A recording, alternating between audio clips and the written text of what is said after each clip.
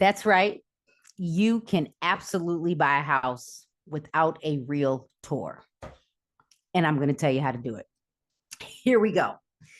Now, when you're out here and you're like, I'm searching for homes. Hold on a second. You have to come on. Hold on a second. The mic is right here. I ain't got to be in the mic. They can hear me. I talk real loud. Now, how you gonna say you can buy a house without a realtor? What am I? A realtor. What are you? Your boss. Are you a realtor? I am. So what the hell are you talking about? You can buy a house without a realtor. Come back. Just listen to what I'm going to talk to them about. You can go back and make your lunch. You can come back. Let me make it real to you. Don't worry about Mark. Let me tell you how to do this. Here we go. I'm back. When many of us, when we want to buy homes, even real estate agents, when we're looking for properties, of course, we use the multiple listing service. That is where we start. That is where most of the inventory is. But there are houses that are for sale by owner. There are houses that are vacant. My husband is the king of finding the deal. There are people that direct message us and they just want to get rid of homes because they just don't want to make the repairs. You are shopping on all of the other online platforms that are really like my competition when you're ready to look for a home. Even I have signed up for the competition because, it's user friendly and it was meant for the consumer. So whether you're in Illinois, Florida, another state, we are licensed in Illinois and Florida. Let me just give you some insight on how you can buy a house without a real estate agent. And I'm going to give you the steps as if I'm sitting next to you. First thing you need to do is you need to write down everything you want in a home. Write it down. You can go shop online, dream big. Because that was me back in, what was it? 1997. I would drive past these houses. I wanted this $450,000 house. And then reality kicked in. I got pre-approved to buy. I could only buy at like 75,000. Ended up being like 130. So the next thing you need to do once you're dreaming big is you need to call a loan officer. I'm just going to tell you, all loan officers, all banks, let me just start here. All loan officers are not created equal. So make sure you really do your research. Make sure you have good conversations. You're going to have to do the research. Okay. So you need to get pre-approved. Now, there's some other things I really think you need to know, but let's just go with you need to be pre-approved. When you are sitting, once you're pre-approved, right? You can shop for a home. Now you need to go and search for a home. So you can go directly to the listing agent. Now, if you do decide to go directly to the listing agent, you just need to know you're not going to be represented. So then you might hire an attorney. You might then change your mind and think, I need to hire a real estate agent. And let's just say you found the house, you're ready to write a contract. Now you need to write a contract. So you need access to the contract, right? You could call an attorney. You could use the listing agent. You might even hire a real estate agent or a realtor on contract. So you write your contract after you've dreamed big, right? You've been pre-approved. And let me take a step back. You really want to know if you're in a buyer's market, a seller's market, or even a stable market. And as of this video, we are in a seller's market. So you're probably writing an offer at 100% of ask. This is what we do as real estate agents. So you're probably writing an offer at ask. And if you go to the listing agent and you're like, well, can you do a CMA for me? No, they represent the seller, so they cannot. So you're going to go online. You're probably going to Google it. You could even ChatGPT it. But as of this video, ChatGPT only goes to, September 2021 for data. You need to do your research. You need to make sure you're writing a really good offer. In a seller's market, you're probably writing an offer at full price. Some other things you need to know. You need to know what type of disclosures you need. Or you need in Illinois, in any state, if the house was built prior to 1978, you're going to want that lead-based paint disclosure. In Illinois, you're going to want the radon disclosure. You're going to probably want to go Google the radon brochure and a lead-based paint brochure. You're going to want to look up Illinois disclosure law. In Florida, you're going to want to make sure you understand disclosure for condos. Did any of you see the building down that may have fallen down? You're going to want to know what's happening with condos in Florida. So you're going to want that disclosure. Once you have written your offer, and let's say the seller goes with your offer, what are the next steps? First of all, what do you do with that contract now that you're under contract? Where does it go? Who needs it? the lender needs it. If you're in Illinois, the attorney needs it. If you're in Illinois, if you're in an escrow state, although we all close in escrow, it just is done differently. You have to turn in all of your documents to the title company. And you're going to probably ask a lot of questions, and don't get frustrated when I'm not even sure where to look anymore. When the listing agent they truly can't help you if they are exclusively representing their seller. In Illinois, a listing agent can do dual agency. In Florida, dual agency is illegal. So you're going to have to do some research to figure all of this out. There's some other things you're going to want to know when you go under contract. Listen, if you're going to go this without a realtor, read the contract, sit down, write some notes. And if you don't understand that contract, you're going to get to the point where you're going to probably end up hiring someone. So you need to understand the contract, and then you're going to want to write down all of those contingency dates. So make sure you put all of those contingency dates in the calendar so you don't miss one. Because when you write that offer, you're going to have to put down earnest money. So you're going to have to negotiate. You're going to have to figure out if the earnest money is refundable. You're going to have to figure out if it's non-refundable. All of these things you need to do. And then you have to have an inspection. Oh, let me say that differently. You don't have to have an inspection. But how many of you have purchased a car and then you wished you had took it to the local mechanic when it wasn't brand new? Right. All the things. Once you're under contract, you've had your inspection. Maybe there's some things you want repaired by the seller. Seller says yes, seller says no. You're moving forward. Are you working with your lender during this entire process?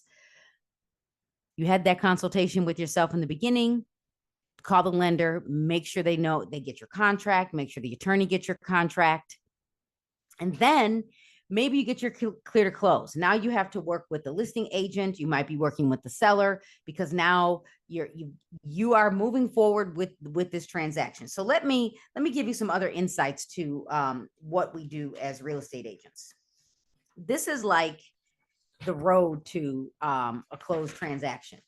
So you're pre-approved. We search for a home.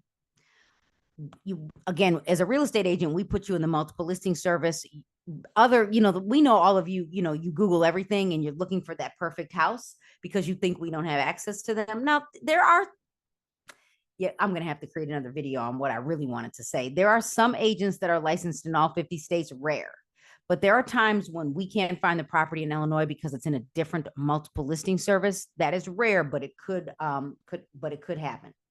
So we search for the home. The next thing you're going to do is you find the home, you negotiate.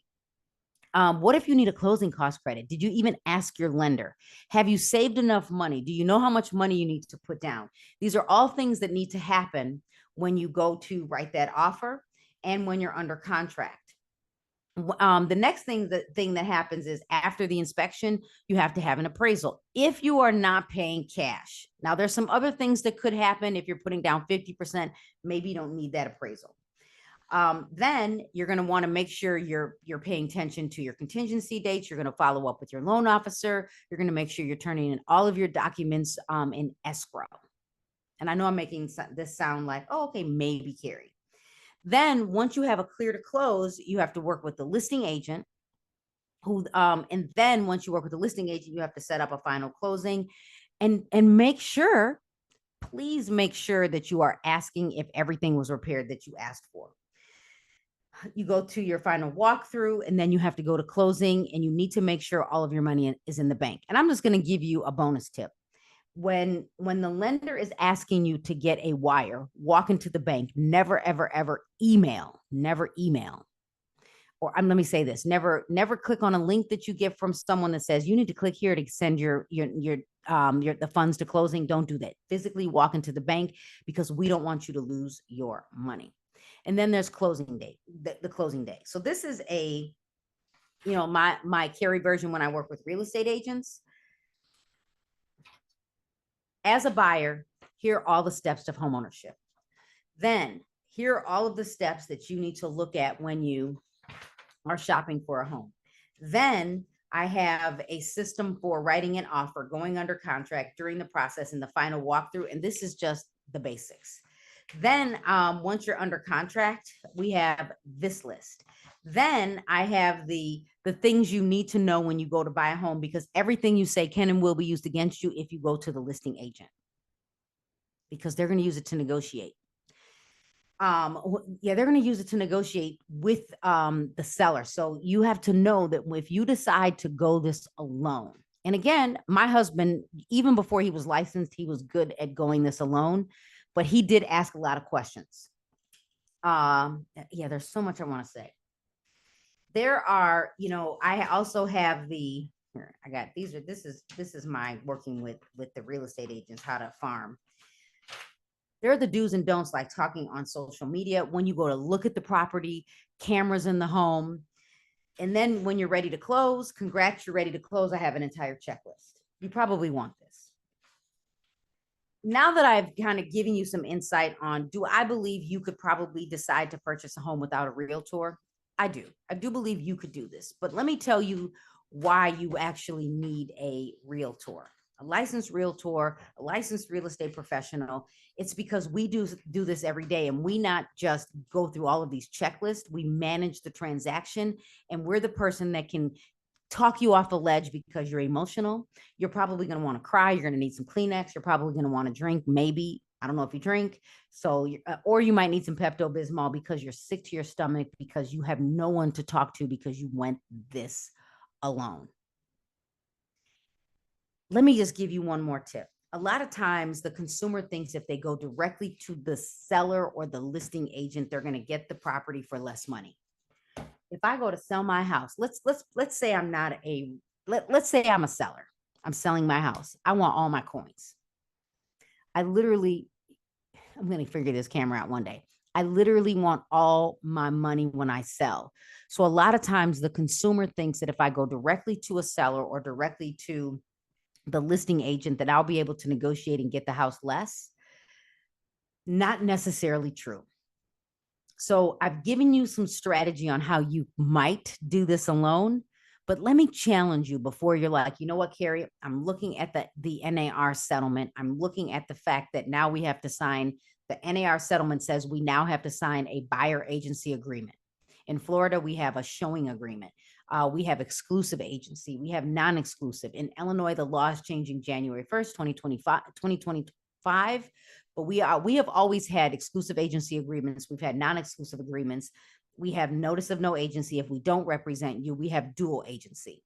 Let me challenge you to work with a realtor. Let me challenge you to call and have a conversation with a realtor. We are held to a higher standard. We have a code of ethics that all realtor members must adhere to. Our job is to protect the consumer. So when you hire a real estate agent and you're like, Carrie, these agreements say that I have to pay, you have always paid all of the compensation, all of it. You finance it. So let's talk about strategy. Let's talk about how you can save for your down payment. Let's talk about how you can save for closing costs. And let's talk about how you can save to pay your agent. Our goal is to negotiate with the listing agent or with the seller, so our compensation gets paid. However, there's some other strategies that you might want to use. I am Carrie Little, the designated managing broker of CarMarc Realty Group in Illinois and Florida. We want to make sure that you are exclusively represented in your real estate transaction. I was once a first-time home buyer. I know what it was like to use a professional, and we want to make sure you are represented. Send me a direct message. Follow me on Instagram. I am Carrie Jo Little on Instagram, TikTok, pretty much everywhere. Maybe not X, maybe Carrie J Little. Subscribe to my YouTube channel. Ask your questions in the feed. Let's have a conversation, and let's get you into a home.